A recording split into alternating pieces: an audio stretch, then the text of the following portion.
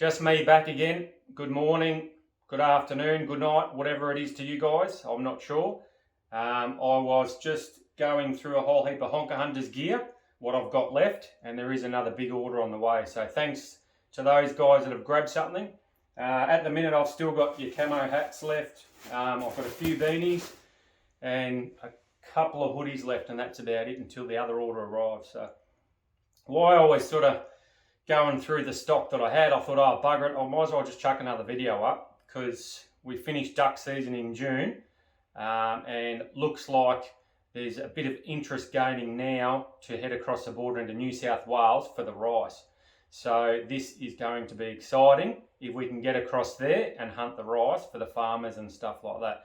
And of course, bring back a harvest. So as I said, while I was sitting here, I thought, oh, bugger it, I'll just go through maybe 4 or 5 top things that I think are necessary to start your duck hunting off.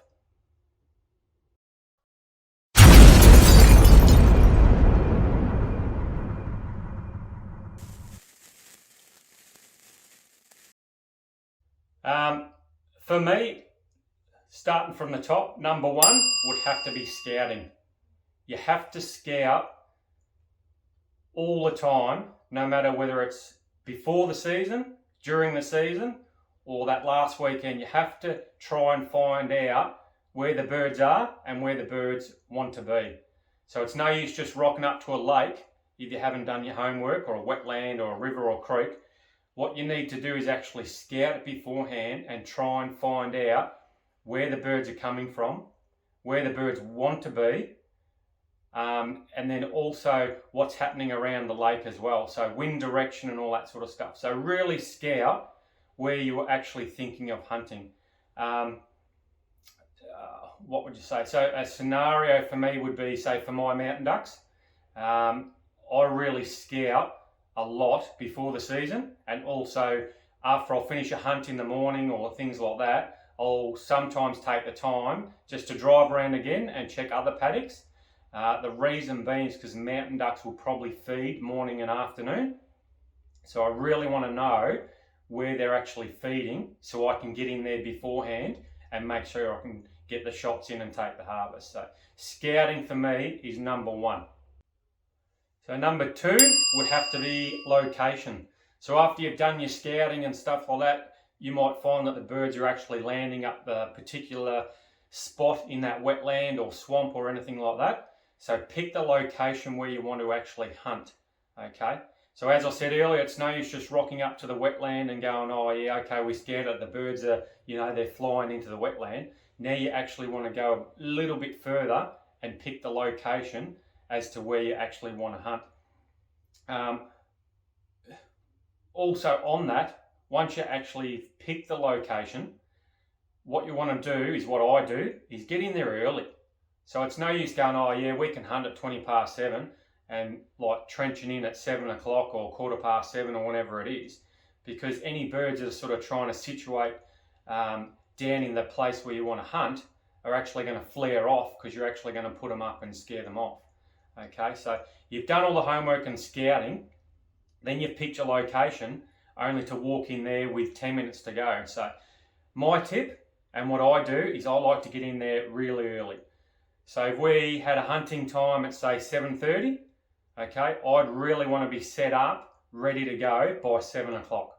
Okay, that leaves you enough time to relax, have a cup of coffee if you've brought the thermos, have something to eat, get all your other stuff ready, put your caller lanyards on and all that sort of stuff, and then you're right to go. And you can actually enjoy the morning. So you'll have birds hit those decoys before time and stuff like that, and you can really soak it in. So yeah, that's my number two, is location. And as I said, get in there early and get yourself set up and just enjoy the morning. Number three for me is wind, okay?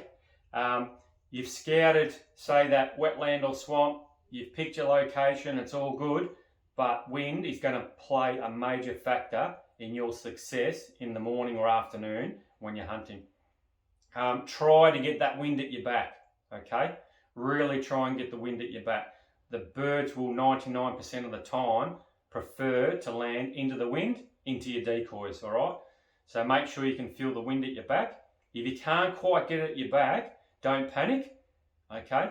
You might have to set up around the side, which is all good. It just means that you might have to tweak your decoy setup, okay? So traditionally, if you had the wind directly at your back, you're going to actually set your decoys up in some sort of U shape, leave a nice honey hole in the middle. They'll just come straight at you and land in the honey hole, okay? If you had the wind maybe sideways, what you want to do there is actually maybe just set up a J shape sort of a spread, which means the birds will just hook in and come along in front of you, which you're still going to actually get a nice clean shot as they're coming into, say, that decoy spread and landing in there. So wind, to me, is a really big factor. Try and get it at your back. If not, just off one of your shoulders. While we're talking about that, if you were to set up a decoy spread and the wind was directly at your back, make sure that you're actually blending in, okay? So the birds were coming straight into the wind and landing in that beautiful U shape that you set up, they're probably most likely going to be looking directly at you. So it's no use actually poking out of the reeds and standing in front of the reeds. What you want to do there is try and blend in. So take about 1 metre back or even 1.5 metres back into the reeds and maybe fold some down so you've got a good makeshift blind in front of you. And when they come, you can really duck down and really blend into the reeds with a good jacket or piece of camo. Also make sure you got your face covered as well, just a touch, or just, what do you call it, just add on to it as well. So as I said, if they're coming directly at you and you've got that wind at your back, make sure you're blending in. You don't want to stand out as they're flying directly at you, because they'll just flare outside of your decoy spread. So there you go. Wind, number 3. So number 4 for me would have to be decoys, okay? You don't need a lot of decoys. Sometimes it's good to have a lot. It does look good having a big spread, but depends where you're going. You're going to have to lug it all in and lug it all back, plus the harvest or your whatever birds you're going to get. So for all the beginners out there, start basic, whatever you can afford. You might go to the garage sales or eBay, or head to the local hunting shop. Just grab yourself 6 blackies and 6 teal. That's all you need. Throw some string on them, some weights, and get out there. But decoys to me are pretty much essential. As I said, just grab yourself 6 blackies and 6 teal, throw them out there, and it's just another attraction as the birds are flying around the wetland to say, hey, I might land over there, there's me mates, and you can actually try and suck them in and get them a bit closer to that effective range where you're going to be able to actually shoot them. So you might be able to hunt without them, but I would advise that you at least have 6 out there, or a dozen. Okay, so that was number 4, duck decoys. I love me decoys. As you can see, when I go mountain duck hunting, I've got fair few silhouettes out, and I've got hard bodies as well, but they're feeding in a paddock, and that's a totally different situation than hunting the wetland, okay, in my view anyway. So, but I'm not an expert. I'm just sort of trying to help you new beginners out and get started. Righto, I've got a number 5. So number 5 for me would be your effective range of shooting. So to me, your effective range will be when you actually take the shot, hit the bird, and it drops without any issues whatsoever, okay? The way you're going to be able to actually determine that is if you practice. Go to a clay target club, ask whoever's there, you actually shoot against a pattern board, or for beginners, go to somewhere where you can put a piece of butcher's paper up, a piece of cardboard, and things like that. Really set it up and stand back at certain intervals and actually take the shot. And what you'll find is your pattern will vary as you move back, and you'll be able to determine what the effective range is for you, okay? Different shells will pattern differently, so take a few different boxes of steel shot, and then just work out what's going to pattern better for you and the chokes that you're using for your gun, okay? Also on that, a really good avenue to get into is maybe heading to the Clay Target Club. Okay, if you head to the Clay Target Club, they're going to give you sporting clays. If you shoot sporting clays, they're going to give you all types of situations where it's going to help you shoot. Okay, so they're going to give you birds overhead, which is going to resemble a couple of blackies or teal whizzing over your head. You're going to be able to shoot those. It's going to give you crosses. It's going to give you teal and springers and things like that. If you don't want to shoot the day where they have their little competitions and stuff like that, just give them a ring, because they will hold practice nights or afternoons. Down here at Geelong, they run it on a Friday night, and it's really good there. If you get stuck on a particular clay bird, or you're having trouble hitting the overheads or things like that, you can actually mention to them, look, hey, can I just keep having a go at that? And soon enough, you'll work out where that sweet spot is and where you're going to be able to crunch that piece of clay. And then come duck season, it's all going to sort of fall into place where you're going to get that black duck exactly the same as you shot that piece of clay and go, right there, that's where I want to hit him. Okay, so the effective range is going to be different for everyone and everyone's capabilities, but I really want to push that everyone should actually get involved and actually work out how to actually suss out their effective range.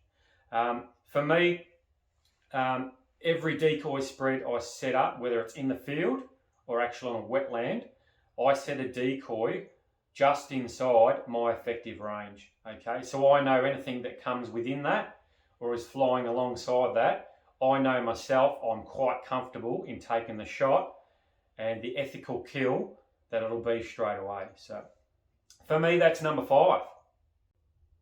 Well, there you go. That is 5 quick tips from me while I'm sorting out some Honker Hunters gear.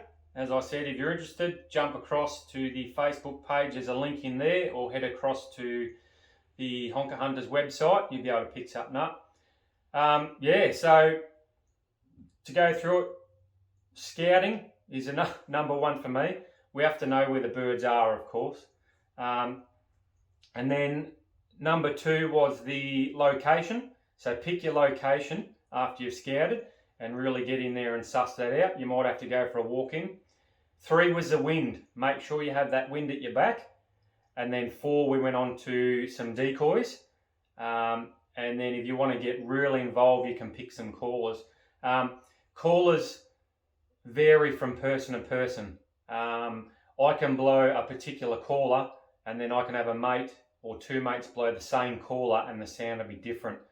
To me, every caller sounds different, and as a beginner, you just want to grab a couple and just keep trying to learn how to blow it. If you do want to see a video from a beginner's point, I can do that. Just message me or leave something in the inbox and I'll do a video. I'm no expert, but I'll give it a go. There's plenty of YouTube videos now going through on how to call, so I'll leave that one alone for now, unless you guys want it. And then going on to number 5 was the effective range, which I do harp on that, but I'd really like beginners to learn their effective range. So, as I said, there's a quick 5 from me. Hope you enjoyed the video. If you did, hit the like button, leave a comment, hang a bit of crap on me if you need. That way I know that you actually liked it. If not, I'll keep doing a bit of a stock take, and hopefully that new order should arrive in the next few days. See you later.